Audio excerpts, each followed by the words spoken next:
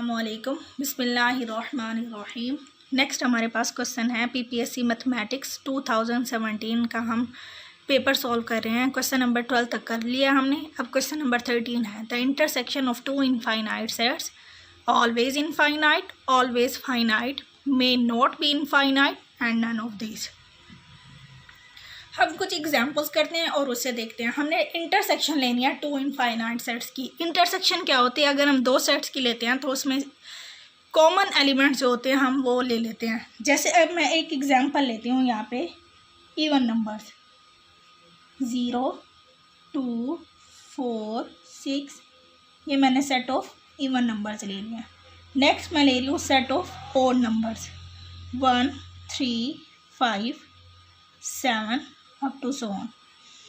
अब इन दोनों की हमने इंटरसेक्शन लेनी है। तो हम लोग देखेंगे इन दोनों की इंटरसेक्शन में कोई भी एलिमेंट कॉमन नहीं आ रहा, क्योंकि ये सारे एलिमेंट्स 2 पे डिवाइड हो रहे हैं और ये वो एलिमेंट्स हैं जो 2 पे डिवाइड नहीं हो रहे। तो अब इनकी जो इंटरसेक्शन है, लेकिन हैं ये दो इनफाइनाइट सेट, लेकिन इनकी इंटरसेक्शन हमारे पास क्या आ रही है?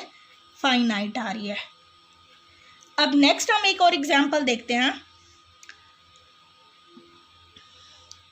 हम z पॉजिटिव ले लेते हैं, सेट ऑफ पॉजिटिव इंटीजर्स। वो हमारे पास होते हैं 1, 2, 3, 4 इस तरह से।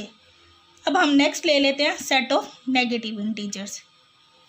तो ये हमारे पास होंगे -1, -2, -3 अप टू सो ऑन। अब z पॉजिटिव की इंटरसेक्शन हम ले रहे हैं z नेगेटिव के साथ, तो ये भी हमारे पास एम्प्टी सेट आ रहा है, तो इसको हम क्या कहेंगे? ये फाइनाइट है। नेक्स्ट हम ले रहे हैं सेट ऑफ इंटीजर्स ले लेते हैं। सेट ऑफ इंटीजर क्या है? 0 +-1 +-2 +-3 plus up to so on. और ये मैं z पॉजिटिव ले लेती हूँ 1, 2, 3, 4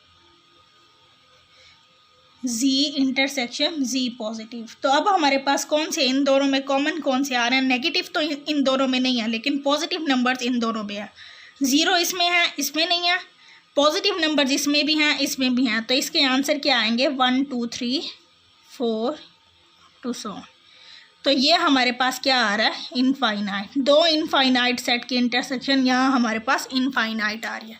फर्स्ट ऑप्शन है ऑलवेज इनफाइनाइट आएगी। तो ये हमारे पास स्टेटमेंट इनकरेक्ट हो रही है। किससे इनकरेक्ट हो रही है? इन दो एग्जाम्पल से। हमने यहाँ दो इनफाइनाइट सेट लिए हैं, लेकिन उनकी इंटरसेक्शन हमारे पास फाइनाइट आ रही है। तो ये हमारे पास ऑप्शन इनकरेक्ट होगी।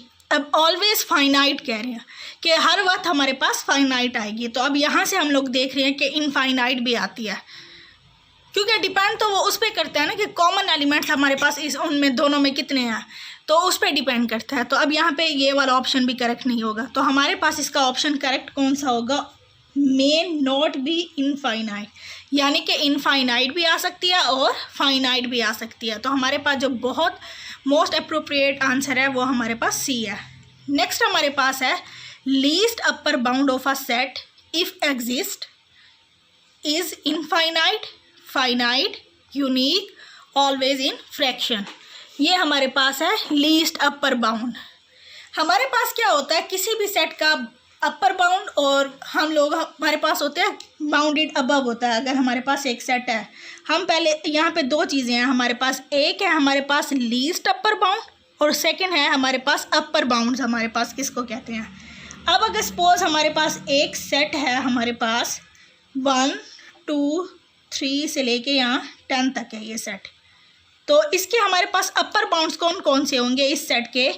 10, 11, 12, 13 ये होंगे अपर बाउंड्स। किसको कहते हैं?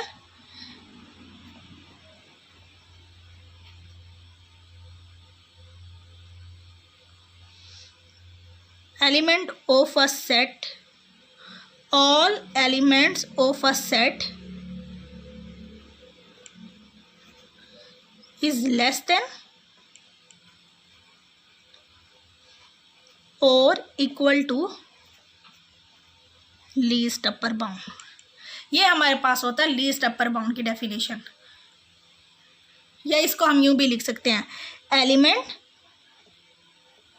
विच इज ग्रेटर देन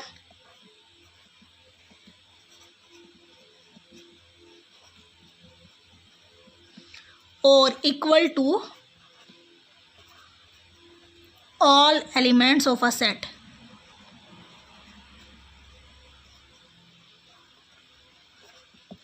अगर सपोज हमारे पास कोई भी सेट x है तो हमारे पास अगर हम कहेंगे लीस्ट अपर बाउंड हमारे पास सुप्रीमम जिसको हम कहते हैं वो m है, तो हमारे पास क्या कंडीशन होगी, x की वैल्यू लेस देन और इक्वल होगी m से for all x belong to s हो या a हो।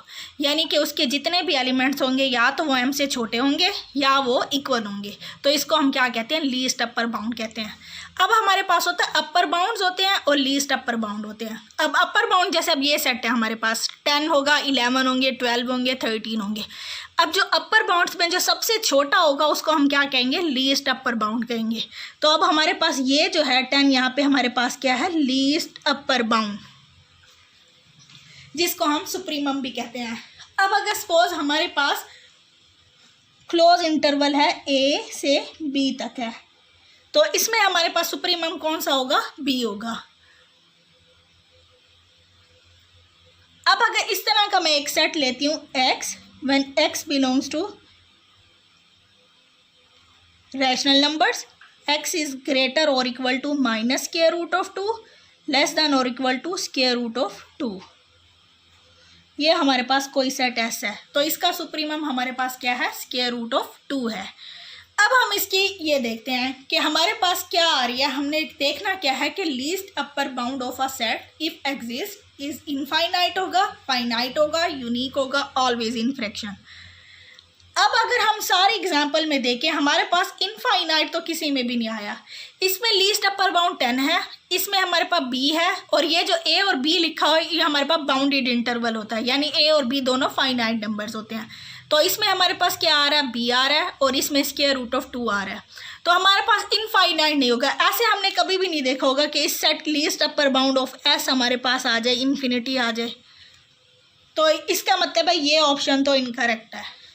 नेक्स्ट है हमारे पास फाइनाइट। अब हमारे पास अगर अपर बाउंड्स की बात कर रहे हैं तो वो हो सकता है कि वो इनफाइनाइट भी हो सकते हैं। जैसे अगर हम 10, 11, 12 आगे जितने भी हमारे पास नंबर्स आएंगे वो हमारे पास क्या होंगे, अपर बाउंड्स होंगे। और अब जैसे हमारे पास है इनफाइनाइट, अगर हम देखें तो वो अपर बाउंड्स हो सकते हैं, लेकिन लीस्ट अपर बाउंड क्या होता है, अपर बाउंड में सबसे छोटा। तो लीस्ट अपर बाउंड इनफाइनाइट नहीं हो सकता। नेक्स्ट ऑप्शन है हमारे पास फाइनाइट। अब हम अगर कहें कि लीस्ट अपर बाउंड फाइनाइट है तो फिर 10 भी इनफाइनाइट है, 11 भी फाइनाइट है, 12 भी, तो वो हमारे पास लीस्ट अपर बाउंड क्यों नहीं हो रहे। तो हमारे पास इसके करेक्ट आंसर कौन सा होगा, यूनिक।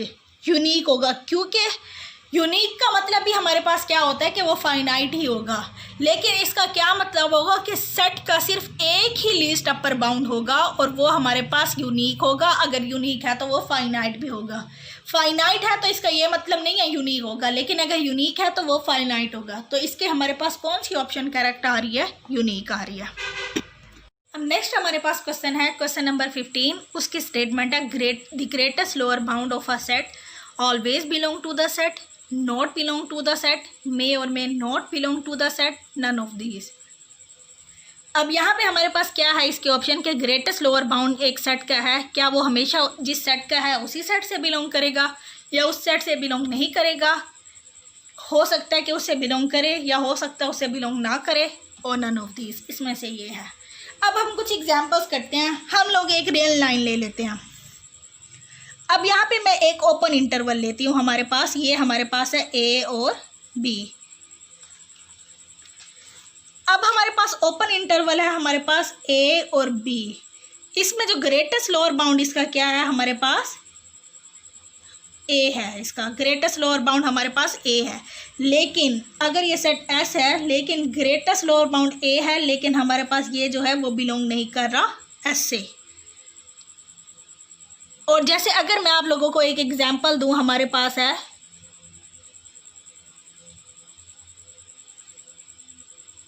ऐसे एग्जाम्पल देती हूँ मैं आप लोगों को जिसका ग्रेटेस्ट लोअर बाउंड हमारे पास होगा, लेकिन वो हमारे पास उसमें बिलोंग नहीं करेगा। हमारे पास एक सेट है 1/n, सीक्वेंस है यहाँ पे, n की वैल्यू है 1 2 3 अप टू सो ऑन। ये हमारे पास सेट एक S है। अब इसका जो हमारे पास फर्स्ट एलिमेंट होगा, अगर मैं इसको लिखूँ एलिमेंट्स की फॉर्म में, फर्स्ट एलिमेंट n की जगह पे 1 लिखेंगे तो 1 आएगा, फिर 1/2 होगा, 1/3 होगा, plus up to so on. हमारे पास लास्ट एलिमेंट जो है वो हमारे पास, अगर n की वैल्यू इन्फिनिटी है तो 1/∞ हम कहेंगे कि वो 0 है। तो इसका जो लीस्ट अपर बाउंड है वो हमारे पास क्या है 1, और ग्रेटेस्ट लोअर बाउंड हमारे पास इसका क्या होगा, वो हमारे पास होगा 0। 1 तो हमारे पास S में बिलोंग कर रहा है, लेकिन हमारे पास 0 जो है वो हमारे पास बिलोंग नहीं कर रहा। तो हमारे पास क्या है, ये ज़रूरी नहीं है कि जिस सेट का ग्रेटेस्ट लोअर बाउंड है वो उसी सेट में ही बिलोंग करे। और ग्रेटेस्ट लोअर बाउंड, जैसे अभी हमने लीस्ट अपर बाउंड निकाले हैं, अगर सपोज हमारे पास एक सेट हमारे पास S है, उसकी वैल्यू 4 5 और 6 है, तो इसके लोअर बाउंड कौन कौन से होंगे, 4 होगा, 3 होगा, 2 होगा, 1, इस तरह अप टू सो ऑन। और जो लोअर बाउंड में सबसे बड़ी वैल्यू होगी उसको हम क्या कहेंगे, ग्रेटेस्ट लोअर बाउंड। अब ये ग्रेटेस्ट लोअर बाउंड इस सेट का हमारे पास क्या आ रहा है, 4 आ रहा है, तो वो हमारे पास 4 जो है वो S में बिलोंग कर रहा है। अब अगर मैं एक क्लोज इंटरवल की एग्जांपल ले लेती हूँ, 3 और 4, इसका ग्रेटेस्ट लोअर बाउंड हमारे पास क्या आ रहा है, 3 आ रहा है, लेकिन और 3 इसके अंदर इंक्लूड भी है। इन बाकी एग्जांपल से इसमें, जैसे इसमें A था, A इंक्लूड नहीं था, इसमें 0 है, 0 इंक्लूड नहीं है। तो ये वाली 2 एग्जांपल से हमने क्या देखा कि ग्रेटेस्ट लोअर बाउंड ज़रूरी नहीं है उस सेट के अंदर हो।